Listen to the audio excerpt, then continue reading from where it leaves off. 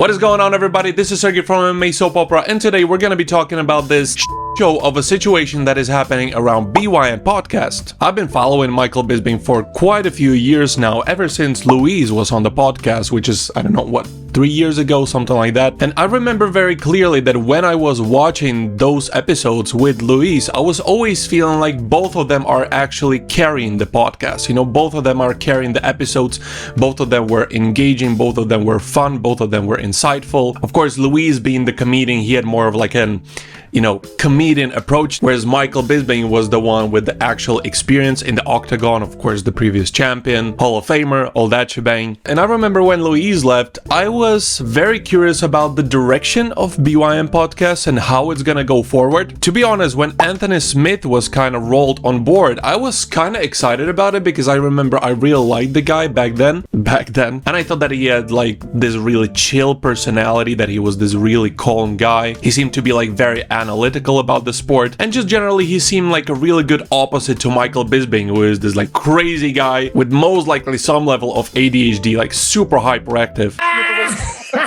And I always thought that that could actually lead somewhere, so I was very closely watching the conversations that those two guys had, and at a certain point I started to understand that Anthony Smith maybe looks up to Michael Bisping, because of course Michael Bisping became a champion fairly late in his career, and I started feeling like there's this dynamic change between the two of them. Once the Anthony Smith started fighting again and he started losing, of course, and the performances were not very good. And to be honest, I believe that that was sort of the beginning of an end of this duo. I always felt like Michael Bisping had to like very tiptoe around Anthony Smith and his feelings without necessarily avoiding to telling as it is, and not just feel like Anthony Smith's ego couldn't take it anymore, because he probably felt that Michael Bisping is basically big brothering him. And I don't think that it was necessarily Michael Bisping's intention to do this, but he truly was big brothering Anthony Smith, because he was giving him the hard truth. The truth being, you are not doing well in the octagon. I'm sorry,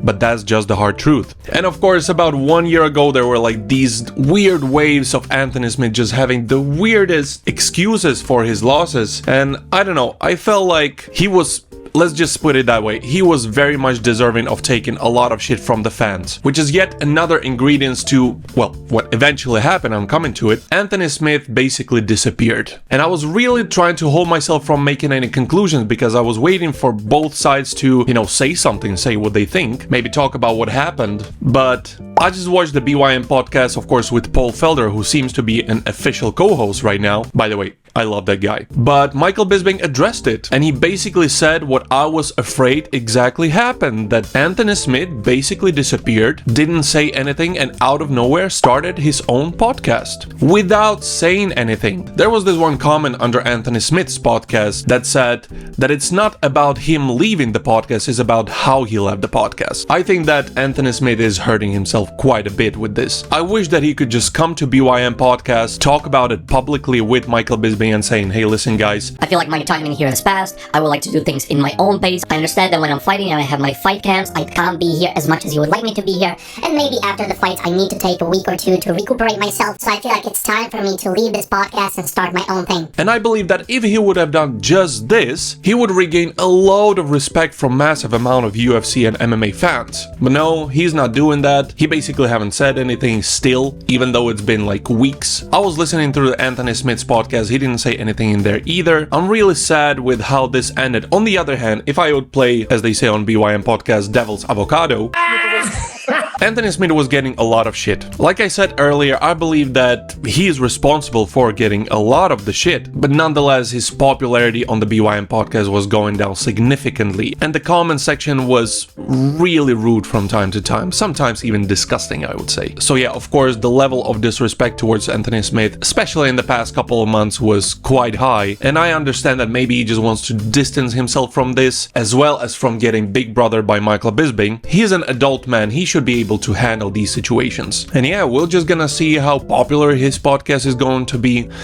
because to be honest, I always felt like Michael Bisping is the one carrying the episodes, and I think that only time will tell just how much people are interested in the analysis and the opinions of Anthony Smith on the fights, on the events in UFC and MMA. But I'm super happy for Paul Felder to finally join in full-time to BYM podcast because he's one of my favorite personalities and he's so fun to listen to. Like, you can listen to him for hours and not get bored and not get tired. And I gotta be honest, watching Paul Felder interact with Michael Bisping, I do believe that Michael Bisping has a little bit more respect towards Paul Felder as well. I believe that it's because Paul Felder is matching the energy of Michael Bisping. He's getting the cultural hints that Michael Bisping has. You know, of course, when Michael Bisping is talking about some sort of a movie, Paul Felder knows what's up. They're a really good dynamic duo to just shoot the shit, basically, apart from making really good analysis of the fights and all the events that are happening in UFC and MMA world in general. So yeah, basically, I'm really happy with all the changes on BYM podcast. I'm just really sad how this ended. I really hope that Anthony Smith is gonna address this situation and is gonna iron out a little bit. And if he's not, I think that he's just embarrassing himself. Yeah, I just wanted to share my thoughts on this whole situation. What do you guys think? Do you think that Anthony Smith's silence is justified? Do you think that it's maybe Michael Bisping's fault somehow? Let me know in the comment section down below. I'm really curious to see what do you think. So yeah, those are my thoughts about this whole thing. But in a couple of days, we're gonna be talking about, of course, the upcoming UFC card in Saudi Arabia, which has some really great fights. Namely, of course, Israel Adesanya versus Nasruddin Imavov, MVP versus Shara the Bullet, Sergey Pavlovich versus Jairzinho Rozenstruik, as well as the prospect that I'm looking forward to the most, Vinicius Oliveira. I'm telling you guys, that guy has an aura around him. In my opinion, that's the sleeper fighter on the main card. But we're gonna talk about it next time. Alright guys, thank you very much for watching. This was Sergey from MMA Soap Opera, cause that's what it is.